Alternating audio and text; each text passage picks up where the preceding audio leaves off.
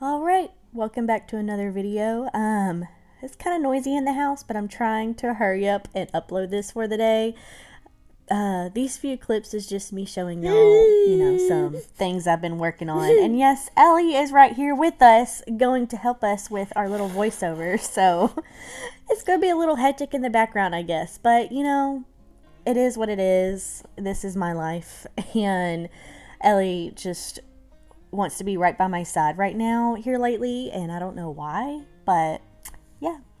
But I've been working on samples for Etsy. Please don't eat the couch. Ellie's getting caught now. And soothe sinus pressure by reducing swelling in the sinuses. Hey, Tickle baby. Nimmy. Hey, baby. Hey, baby. Come on. Go. There you go. Come on, Chloe. Chloe's like, I'm coming. I'm coming. Oh, goodness gracious. Oh, goodness gracious. That's Chloe. That's Chloe. That's me, my baby. Yeah, that's Chloe.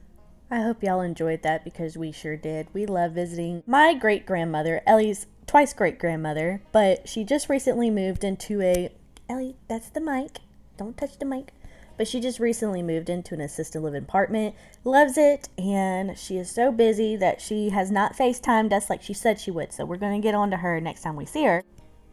Ellie has just been Ellie. Right now she is eating my plate, or cleaning out my plate. I had a little bit of taco meat and stuff, and she decided to eat the rest. So there's her enjoying all that. But I have been doing some projects. I did these pants. I will do a more in-depth video. I have a black pair or a black skirt that I made into pants. So if you want to get a tutorial on how I made this little dress into pants, there will be another in-depth video, but it would be a different set. But I learned how to shirring, S-H-I-R-R-I-N-G, and you take elastic thread, put it in a bobbin case, and then you just thread with elastic thread, or sew with elastic thread. And I like doing this better than getting elastic and putting it in my pants. I like doing the shearing method because it does it perfectly, and it just feels a lot better, and it doesn't squeeze too tightly or anything like that. Like, I love it. So this is us. There's no noise to this because it was just me, talking to Ellie and my little baby talk, and she just got in the room and was just playing with the bed and looked like she wanted to get on it, so I got on it with her, and we just hung out because we were waiting on Josh to get done with the bed frame.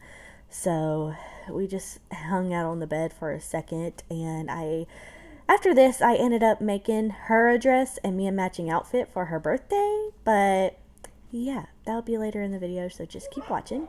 So I was trying to get her to bounce. Hold on, look. She tries to bounce on her legs. Just wait for it. I think that's so funny. She tried to bounce and it looked so awkward. And then, she's just the cutest little monkey ever. And I love her so much. And I can't wait for her to walk, but I can. I don't want her to walk just yet. But at the same time, I'm getting sick. She's getting heavy. I'm not getting sick and tired of holding her. She's just getting heavy. So when we're out in public and I'm holding her, she just, But this is Josh working on the bed. He didn't want it as tall as the last bed, but it ended up being just the same height as the last bed. But there it is. He worked so well on it, and I'm glad I have a husband that can do stuff like this, because I'm pretty sure if we bought a bed frame that's similar to that, it would have been way too much money. And we already had the wood and stuff, so we just made it a little bit different than what we did last time. So this is me making Ellie's dress. I cut a square that was, what is it? When you're shirring, you do 1 or times 1.5 of your measurements. So you do your regular measurements around, and then you do half of that. Instead of doubling it, you're just doing your measurement plus half. But I forgot that, dresses kind of go wider. I want it to kind of be an A-line dress, and it ended up being like a straight down dress for her. So I had to make sure or I have to make sure that before, you know, her party, that I have to add a little more material at the bottom of her dress, like do a little triangle and put more material in, because it was just way too tight around her ankles and I want her to be able to crawl in it. This is me shirring it. I made it into a tube, and then I just kept going around and around and around and around and around shirring. That way, you know, I don't have to worry about any of the elastic coming apart or undoing itself or knowing where it came apart at. If it's all one continuous elastic thread, it's less for it to come apart, if that makes any sense. So this is me working on, I think, the ruffles. I did 2-inch ruffles, and you want to make sure when doing ruffles that you're working with way more material. I should have just done one long continuous ruffle strip, or I should have done one long continuous strip and tightened it, because what I did, I pulled I think you pull the bobbin thread and you shrink everything and it ruffles itself.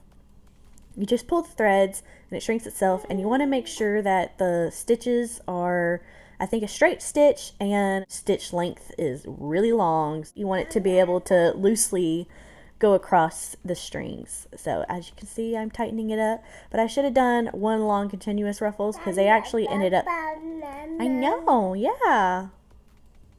But that way I could cut as I went, or as I tacked it down, because after I ruffled it all together, I then went around the dress, like I kept it like a tube, that way I could just keep going around and around and around, but I tacked it down with some pins, and then I did like a top stitch on the ruffles. I think I did it in the middle, or maybe I did the top, but I didn't do any shirring. I just left it as regular bobbin, and I just did a top stitch over the ruffles just to tack it down and leave it on the dress, and that way the ruffles don't come undone and they stay just the same.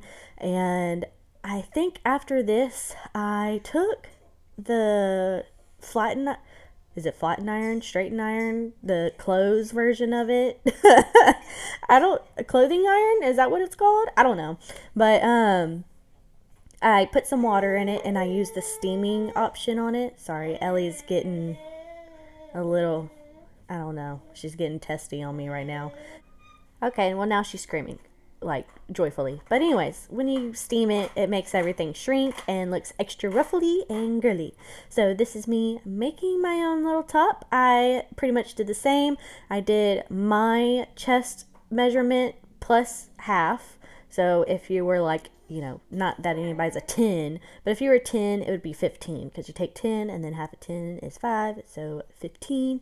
And I put it in a tube and I shirred it all the way around, just looping around, looping around, looping around. Ellie wanted to help in the video, so I kind of let her help, and it was so cute. She actually enjoyed it, and it turned out really cute, and it was so easy to make this top. And I wanted to do it from top to bottom shirring, but I kind of like this. Everybody told me to keep it like this. Comment down below if I should do shirring at the bottom, just to kind of like bubble it up, because I feel like when it goes out, it just, I don't know. I've been told that the baggier or this look makes me look smaller because, you know, I don't know. I guess it just makes me look smaller, but I feel like when you tighten around the waist, it cinches in your waist. I do have the shorts.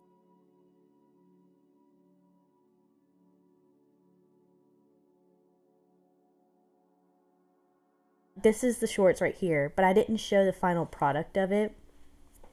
But the shorts have shirring on top of them, so I feel like that kind of cinched in, and the shorts are at my waist, and you can see it cinched in at the waist with the tops. It's kind of like a high-low on the top, so you can see the shorts underneath, so I feel like that kind of makes up for cinching in the waist. If you want to see the final product, let me know down below, and I'll put it in either the next video or the video after that, and put it like towards the end or towards the beginning, and do like a, you know, yes or no. That way I have enough time before the actual party, because I think her party is in 2 weeks now. So we have enough time to, fix and change things, and, it'll be all because of you.